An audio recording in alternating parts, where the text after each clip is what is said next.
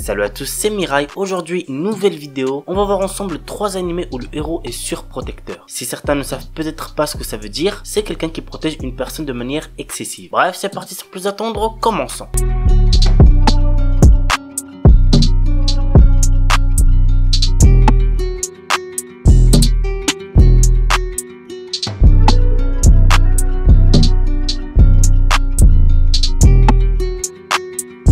Kiku Shoujo wa Kizutsukanai. Au début du XXe siècle, les scientifiques ont trouvé le moyen de stocker de la magie dans des objets. Très vite, cette avancée technologique fut utilisée comme arme militaire. Ses utilisateurs sont appelés les marionnettistes. Nous suivons le jeune Akabane Raishin, au sombre passé, qui arrive dans la prestigieuse Académie militaire royale de Liverpool pour devenir le plus fort marionnettiste et satisfaire enfin sa vengeance. À ses côtés se tient une jeune fille du nom de Yaya, une marionnette de combat qui lui a été offerte par la plus puissante marionnettiste. L'anime a pour genre action, comédie, drame, ecchi, fantasy, mystère, romance, school life, science-fiction et pour thème combat, cyborg, école, harem, poupée, steampunk, tournoi.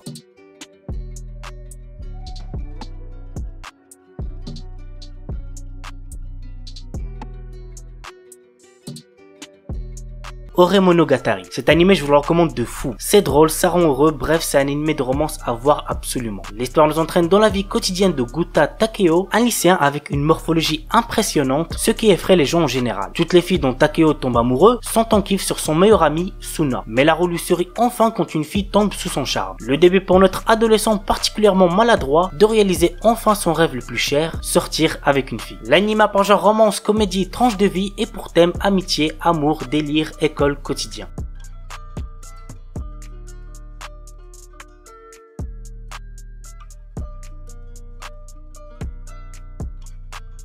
Et on termine avec Keishu wa Metsama. Misaki est une déléguée de classe très stricte sur le comportement des garçons de sa classe. Elle veut faire de son lycée un meilleur lycée où les filles et les garçons pourront étudier dans une bonne harmonie. Mais étant très pauvre dû aux dettes que son père a laissées à sa mère, elle est obligée de travailler dans un maid café pour avoir de quoi vivre. Tu vois bien pour elle jusqu'au jour où Usui, le garçon le plus populaire de son lycée, découvre son secret en passant près du maid café. L'anime a pour genre comédie, romance, school life, shoujo et pour thème école mates.